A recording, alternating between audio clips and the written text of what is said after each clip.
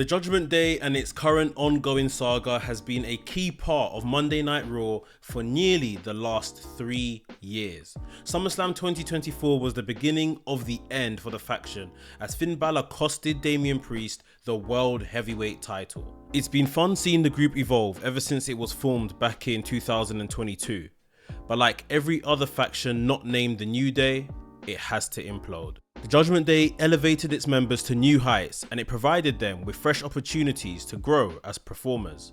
However, I cannot deny that the group was doomed from the beginning.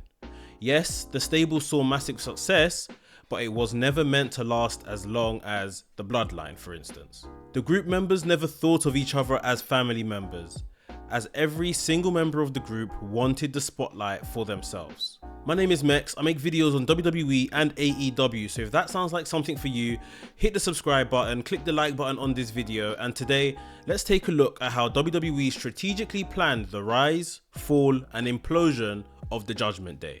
Let's get right into it. Let's rewind the clocks back to 2022.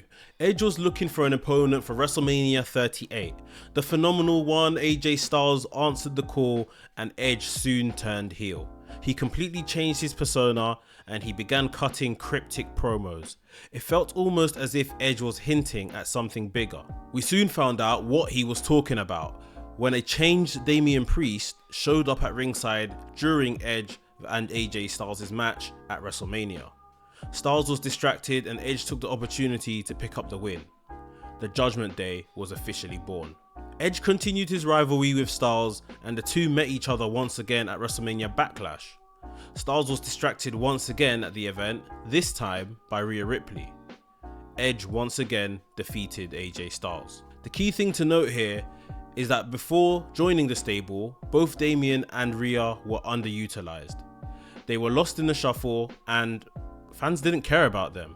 Edge gave them purpose by bringing them along with him, and at the very least, it got them on TV every week. The trio also got a win over AJ Styles, Finn Bálor and Liv Morgan at Hell in a Cell in a 6-person mixed tag team match. Soon after the event, Priest offered Bálor to join the stable, and Bálor accepted. However, this didn't prove good for the Rated R superstar. After Bálor joined the stable, Damian and Rhea kicked Edge out, citing him as the weak link of the stable, after positioning himself as a leader when this was a group that was supposed to have no leaders. This made no sense, as Edge was the only one who was making the stable feel a lot bigger and better than it was. We later found out that Vince McMahon wanted to give the stable a supernatural touch and apply theatrics to the whole thing. Edge wanted no part of it, which is why he was kicked out. I can't imagine the direction the stable would have taken had McMahon stayed, because his sudden retirement was the best thing that could have happened to the stable.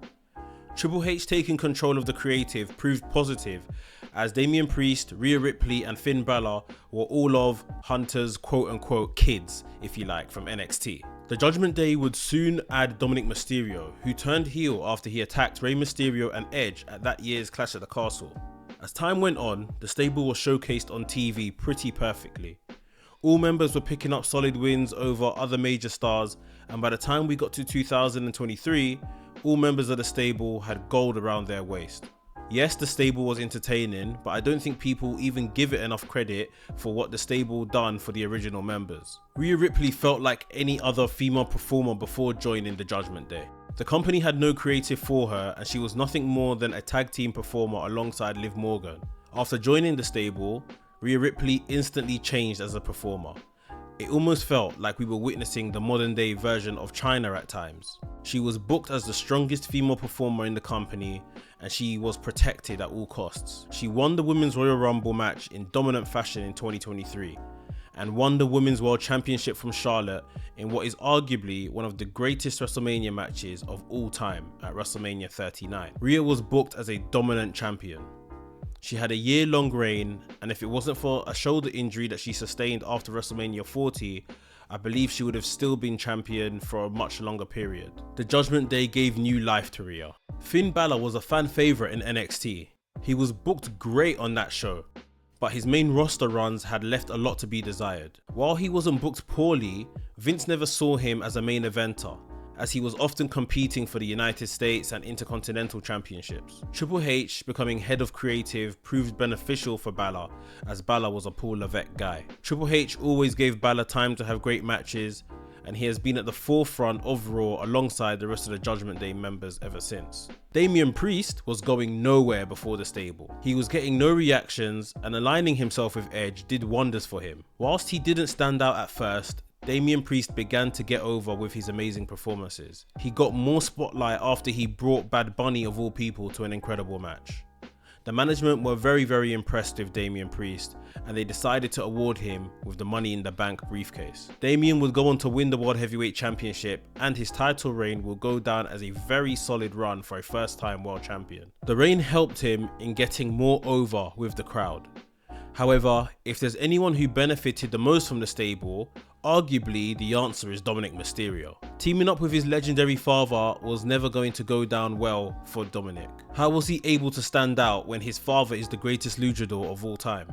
Turning heel instantly gave Dirty Dom personality, and the heat the man generated was second to none. The stable allowed him to improve both as a talker and a performer, but no matter how much the Judgment Day did for its members, the stable was always meant to implode at one point. The main vision of the stable was to highlight the most underutilized stars of the roster. Whilst the members got the spotlight they deserved, it was clear from the beginning that every member cared about themselves and themselves only. Kicking out Edge showed that no member cared about the one who gave them the opportunity in the first place. When Damian Priest won the Money in the Bank contract, he became a changed man instantly, as he thought about cashing in his contract when Bálor was fighting Rollins for the world title at the Money in the Bank PLE. Priest also hesitated in helping Bálor beat Rollins at SummerSlam 2. Furthermore, the group members began making decisions on their own. Rhea assumed leadership when the group was meant to have no leaders. Bálor brought in JD McDonough, mainly because McDonough was his old protege.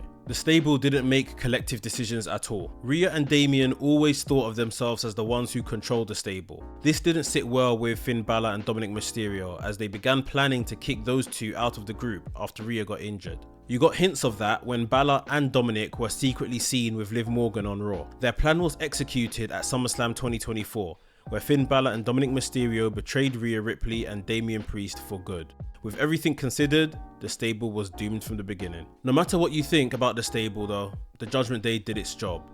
The company deserves credit for making the performers into great TV characters, which were the backbone of their flagship show for over 2 years. This is what you get when you focus on long-term booking. The group helped prop up floundering talents like Rhea Ripley, Damian Priest, Finn Bálor and Liv Morgan, as well as introduce and give exposure to emerging stars like JD McDonough and Dominik Mysterio. The question is now, especially as it seems like the faction is coming to an end, what is next for these individuals? Are they strong enough to stand alone? Whilst Rhea Ripley seems like she will be more than okay on her own, the others still have a question mark over them. So what do you think about the Judgment Day? Was it doomed from the start?